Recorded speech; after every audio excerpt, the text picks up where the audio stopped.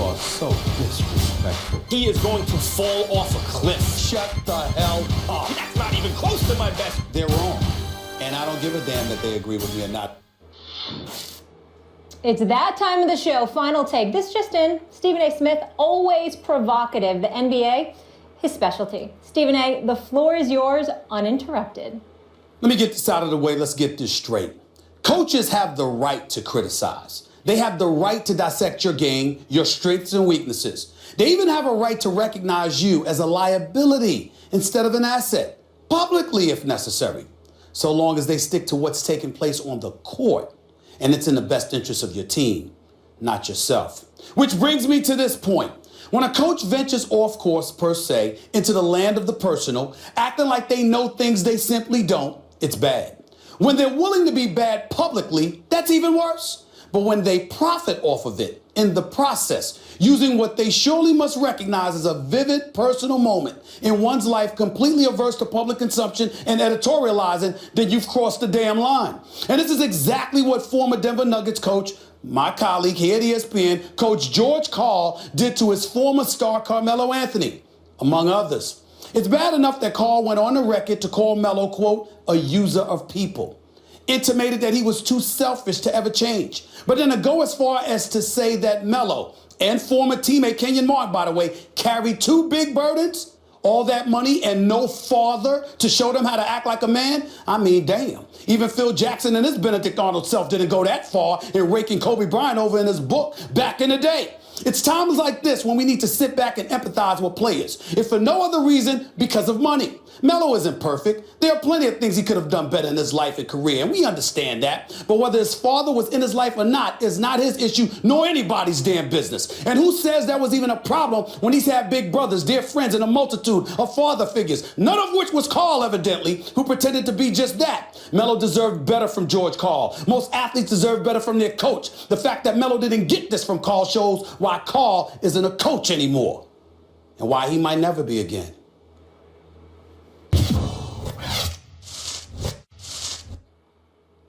Arizona's legal limit for alcohol is .08. The Scottsdale Police Department arrested former Cardinal and current Patriot Michael Floyd on December 12th after the wide receiver fell asleep in the driver's seat of his vehicle while stopped at a traffic signal. The Scottsdale prosecutor told ESPN that Floyd, initially charged with obstructing a roadway, DUI, impaired to the slightest degree, DUI, blood alcohol content above .08, and failure to obey a police officer, has now been charged with two more serious offenses, one for blood alcohol content of 0.15 or more, and one for a blood alcohol content of 0.20 or more, giving him a total of 6 charges. Floyd's blood alcohol level was measured at 0.217. Here's the video from that officer's body camera of that evening.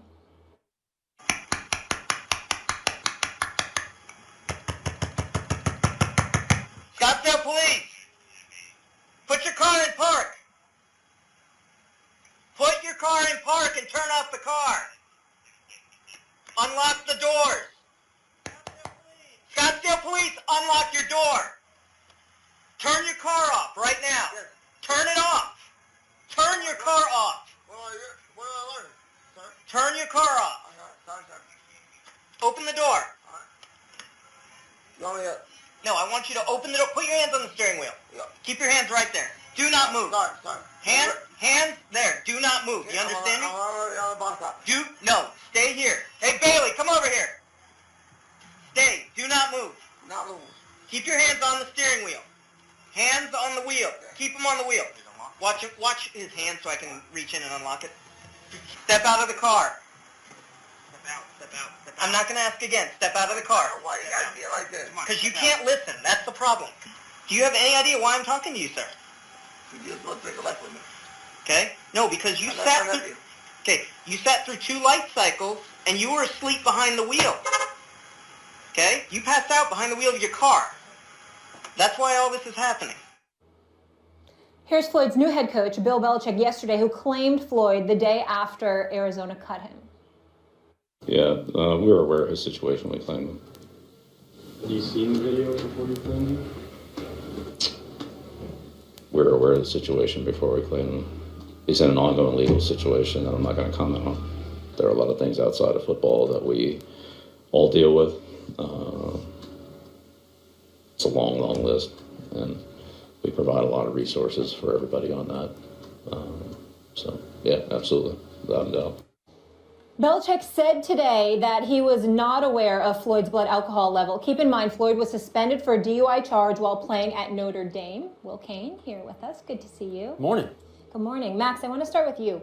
How bad of a look is this for the New England Patriots? Really bad, but at first I want to say I always feel a little funny watching video like that. I know people have this voyeuristic impulse to watch that kind of stuff, and those, like cop shows are popular because of that. And I know that it's an issue of public interest, and it might be good to embarrass or humiliate people out of that kind of behavior. It actually serves a function. I always feel like it's a violation of privacy, and I have a difficult time watching it. That said, the Patriots look bad here. As a member of the broader NFL community, I mean, the idea here is that you punish bad behavior and you set it as a deterrent for others. And also because it's just really reckless. Look, this guy's over 200 pounds. He blew a .22 almost, 0.217. Legal limit's .08. That's almost 3 times the legal limit, and he's 200 pounds.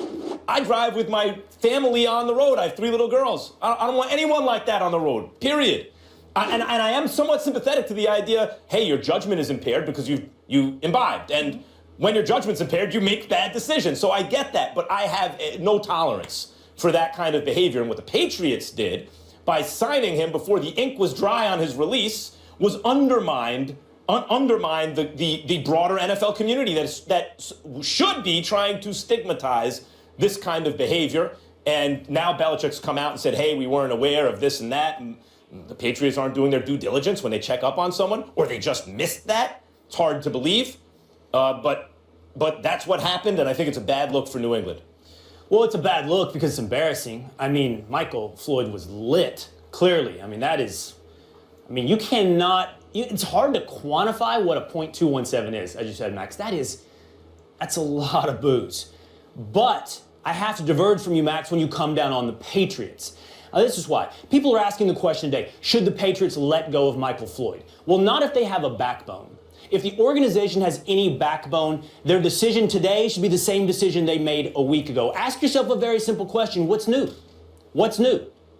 Well, according to them, the knowledge of all this stuff. No, come on. They knew he got a DUI. They knew there was a video. The only thing different is the existence or seeing the video. I mean, are you going to tell me that if it wasn't a 217, if it was a 15, that would make a big difference? I mean, is there some DUIs that are okay and some that are clearly too much? You drank way too much? That can't be the analysis here. The only thing different from a week ago is there's a video floating around that the public can be outraged about. So the point is this: if the Patriots thought it was the right decision a week ago to give this guy a second chance, then it's the right decision today. Now, you can debate second chances, and you guys know this very well. I'm personally of the opinion right now that we are putting way too many categories of offenses on the banishment list. That if you do something, you can no longer be part of a polite society. We've said any kind of sexual assault offense, gone. Any kind of domestic violence offense, gone. And now I guess we're adding DUI as well. I want to address that really quickly. I believe in second chances. I believe in rehabilitation. I believe sending people into the woods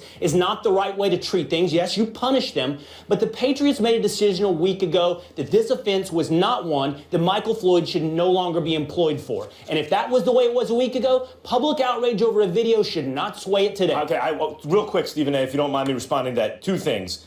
It just happened. This is not like a DV situation that happened 2 years ago, and now finally he's worked with different groups that tells you that he has internalized. Right, but what's new, Max? This is, the ink wasn't dry. They signed him right away. This is why I don't think it's an issue of what's new. That's the way you're framing it. This is not a principled decision by the New England Patriots. They saw a player. They thought they could help him. They thought they could get away with it. Then public information came out that made it difficult for them to get away with it without a lot of moral outrage, and so now they're backtracking. To me, it demonstrates this was not a principled decision by the Patriots. Couple of things. Number one, I have no problem with the decision by the New England Patriots whatsoever. What disgusts me is that I'm actually agreeing with him. But that's a different subject for another day. I have no problem with it whatsoever because they acquired him, but he hasn't been out on the field yet. You know, they'll investigate it further, but he's their guy. So at their discretion, they will have him available for their use, and they're trying to win a Super Bowl championship, and it is what it is. There are a few points, however, that I would like to address. Number one, the police officer, the issue of privacy that you brought up. Damn all that. Those days are over. We live in a very public society. I don't like it either. But I don't have to like it. Yeah. That's true. But I'm just saying. The point is that, first of all, it was nice to see a police officer exercising what I would dare say restraint, patience, or whatever the case may be. I'm talking about visually. I'm quite Doing his job properly. there's a bevy of police officers. Most police officers do their job hard. I was going to say, Stephen, let's not pretend like that's the exception. That's right. the rule. The bad instances are the exception. I've always said that that's the rule. That's what they usually do. It's nice to see that because that police officer did his job and he did it correctly. That's number one. Number two, I found it very, very interesting that this incident took place December 12th. And we see the video now. We've waited a lot longer for other videos. It took a little while longer, with other instances to get out. It's nice to see that they can get it out quickly when they really, really want to. That's number two. Number three, here's the deal. We want to walk around like big business can be paragons of virtue. They're not. They're not interested in doing it. They're not want to be. I don't like the fact that Bill Belichick sat up there and didn't answer the question as to whether or not he saw the video. I believe he has an obligation to ask that question, to answer that question directly. Did you see the video? And made this decision anyway. We do have a right to know that as football fans and whatever. Now, we don't have to, we can question it, but he can do what he wants. But to not even answer the question as to whether or not you specifically saw the video that we just saw when you made the decision, don't act like we don't have a right to know that. We do have a right to know that about Bill Belichick, whether or not he saw the video. But in the end, what it comes down to is this. If you decide to make the decision, you decide to make the decision. Because in a league that's in bed, literally, figuratively, and otherwise, with bed distributors and alcohol, look, this is what's going on. It is what it is. It's unfortunate, but at the end of the day, I understand it. One thing I just want to add to that point. Earlier I mentioned that he had a DUI when he was at Notre Dame. This is actually his third run-in with the law over alcohol since 2009. He's got a problem. Does that change your opinion at all in terms of the Patriots picking him up just based on having the history? Not for me because the Patriots knew all that. Okay. I stand with this question I'm asking about what's new. Yep. What you saw, by the way, when Belichick avoided the question, honestly, what you saw was fear. It shows that even the most protected coach in the NFL, the one at the highest of the mountain, is afraid of public outrage. Because if he says he saw that video, then the mob of public outrage can come after you. But you're explaining what he was going through in the moment that he was asked the question. I am saying he had an obligation to answer that question. We do have a right to know. And if you saw the video before you made that decision, let me say this. You have that right. Decision. But let me say, well, Max, my point is, we're in agreement. Right. He should show the backbone to stand up to the mob if he thinks his decision was right. This is why I like what Coach K originally said about the Grayson Allen situation. He said, I will not make my decision to satisfy others. I will do what I think is right for my player and my team. Hold on, one more point, Matt. The assumption that you keep making at that point, it's a legitimate point, but it's based on the assumption that he made a principled decision in the first place. What if he simply made a competitive decision? I'm not taking that for what will. What if he made a competitive decision and was hoping to get away with the fact that there wouldn't be moral outrage because people wouldn't notice so much, and once they did, now he's backing off on that basis? Well, you're making the assumption about the getting away with it aspect. I don't know if he was trying to get away with something. No, but I don't think. But even if it was a competitive decision, maybe it wasn't a second chance. Maybe it wasn't rehabilitation. Maybe it was simply, we can get a good football player here at a cheaper price. That decision stands today the same way it did the other day. The only difference is the public outrage. Okay, but I want to get to that. So isn't it good if the Fourth Estate brings enough pressure to bear that someone who refused to look, if it was the case, at the moral implications of something is then embarrassed into looking? Isn't that actually a good use of the mob, as it were? Well, Max, this is what I would say. I would start with where you started. All the facts are the same. The man got a DUI. He got a bad DUI. It was his third DUI. The Patriots knew all those things. The only thing that moved their decision is embarrassment, which you said you have a problem with the embarrassment factor in the first place. Just, you can't allow the humiliation of the individual. The fact that an organization is forced through public pressure to examine or to at least succumb to the idea that there should be principles involved and not just the competitive decision, I think can be a constructive force. At the end of the day, I get where you're coming from. Basically, what you're saying is, look, answer the question as to whether you saw the video or not, and if that's your principal position, You don't give a damn what anybody says, which is why you brought up Coach K last night. And by the way, you're going to Totally talk about understand Joe that. Mixon later in the That's show. right. That's Same right. thing. Bob Stoops has changed his position Punishment, based the upon theme of the our show outrage. today. Yes. Honestly.